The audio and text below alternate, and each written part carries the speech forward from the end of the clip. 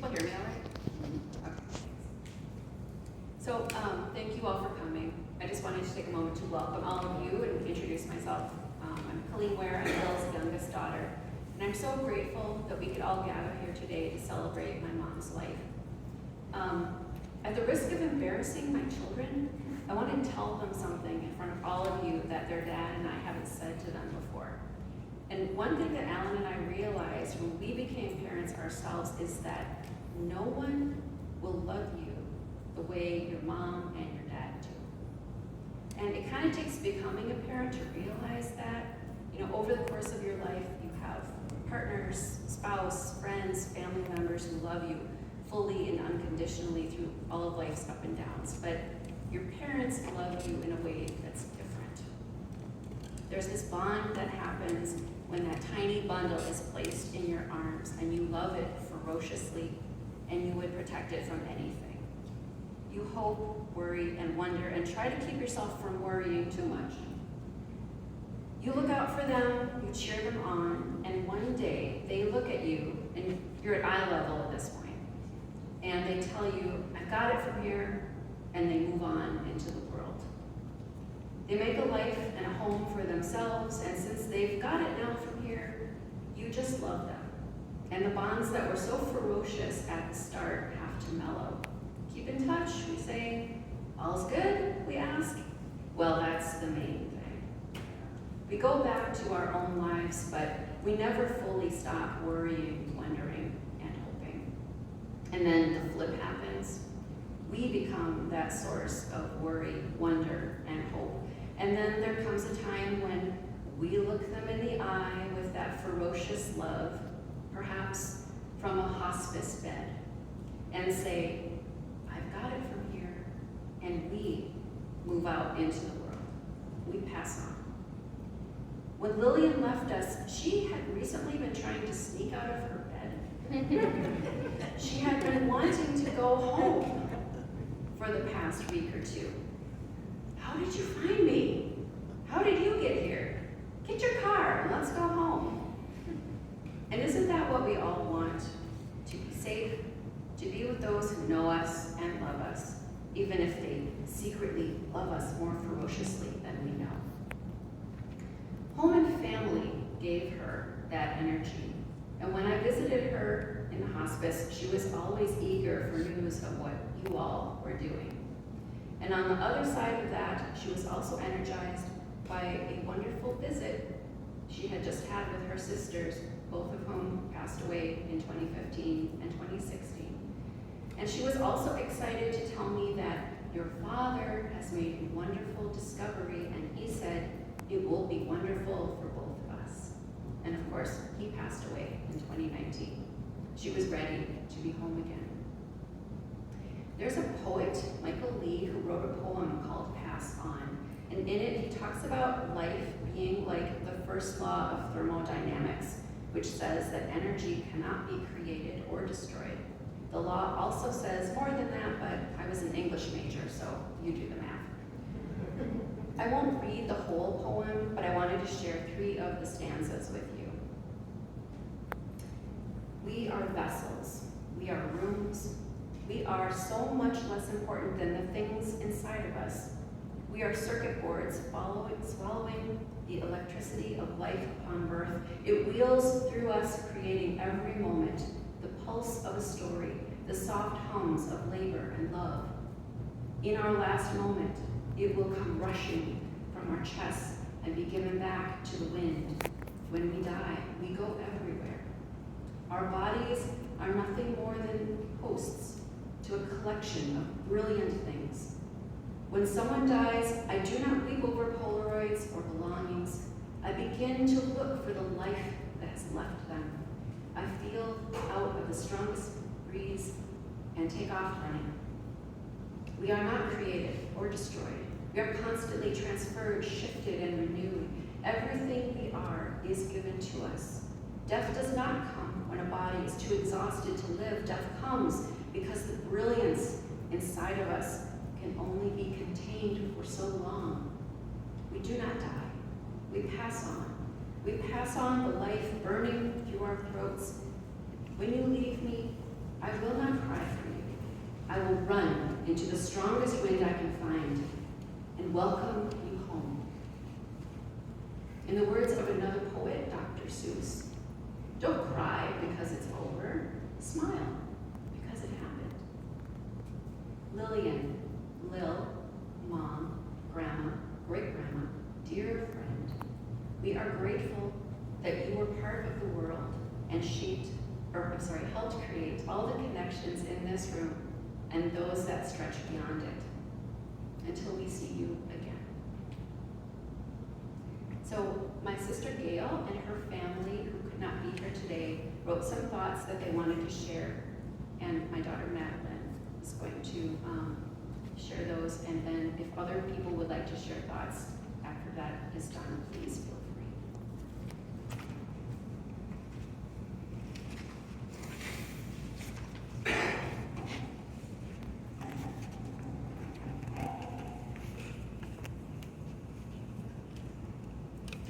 Hi everyone, I'm Madeleine. I'm Lillian's granddaughter.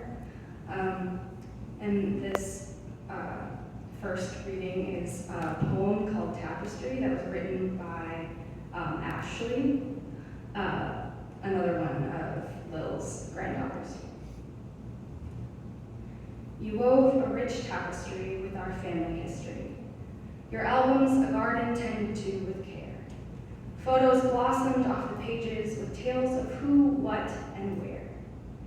About any branch of the family tree, you'd happily listen, or tell a tale or three, generously granting your time, absorbing our stories, or keeping memories of ancestors alive. Thank you for your kind spirit and your interest in those around you. Your light will be missed. Love, Ashley, Soraya, Rebecca, Lucy, your Surinamese grandkids. And this next one is from Ralph, Lil's son-in-law, and Gail's husband. It is with great sadness that I have to say goodbye today to our dear Lil without being present in person. My thoughts and prayers are with you, Dan, Colleen, and families. We are saying goodbye, but I will always treasure the memories of my dear mother-in-law. From the day we met 39 years ago, I always felt welcome and at home with my Lils. She characterized herself as being a person who left me in my own values and accepted me as a son-in-law in her house just the way I was. She has been ever caring for Gail, me, and the kids on our holiday visits. No effort was spared by her to make us comfortable. Her diaries and her family history stories were the best. Lil was a jewel of a person, and she will live on in our hearts and memories. Farewell, Lil. Ralph. And this last one is Remembering Mom by Gail.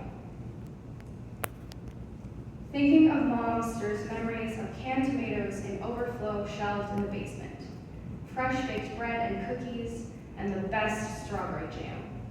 I feel her patient guidance as I sew my first Barbie clothes and watch as her eyes follow my first attempts knitting a scarf and mittens. Mom told amazing bedtime stories of her life as a young girl on the family farm. I was entranced and could never get enough of one particular story of the pitchfork through her sister Margie's ankle. The sisters were afraid to go home and tell their father. Her passion for books instilled a love for them in me. We both loved surrendering to their plots and great tales. Outside play in all the elements was a must. She would shoo us out the door for daily adventures of butterfly chasing, swimming, biking, sledding, skating, or tree climbing. She created an environment for us to experience life and thrive in it. Mom looked forward to the yearly Coronas vacations, how she loved spending that 1 week together with her precious sisters Margie and Sylvia, laughing, sharing stories, and reminiscing on their lives. Curious until the end with an amazing memory to match, she also inquired about my life, her grandchildren, and enjoyed sharing any and all newsy stories. Living overseas most of my adult life, I called often and brought my growing family to visit Mom and Dad in Minnesota as often as I could. Her face would light up with joy as we arrived, and as energetic as as little ones can be, she never complained about this intrusion into their quiet lives. Although I know she felt sad having my family so far, she never interfered or influenced the choices I made. She accepted them and made do. I would like to thank Our Lady of Peace Hospice for their dedicated team of professionals and amazing nursing care for Mom. It was a true blessing that Mom found a bed there. A special shout out to Bailey, the softest and most lovable golden doodle service dog. Mom loved petting his soft fur and enjoyed the many visits with him and his special handler. With deep appreciation, I must also thank Mom's very special friend, Jackie. Jackie has been a sparkle of joy and light in Mom's life. I still see Mom curled up in the orange swivel chair evenings at Jocelyn Road on the phone with Jackie, laughing and chatting happily for hours. Their shared joys, experiences, and also sorrows, plus Jackie's somewhat eventful life, provided so much light and laughter to Mom's life. Thank you, Jackie, for your amazing friendship, and my condolences to you on your loss. Mom had a dream with her sisters Margie and Sylvia at the hospice. She expressed wanting to fly away with them. So Mom, your wish to fly has now come true. I love you and will forever miss you.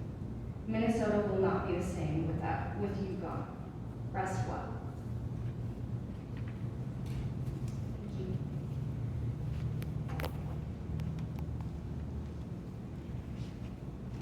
If anyone else wanted to share thoughts, please feel free.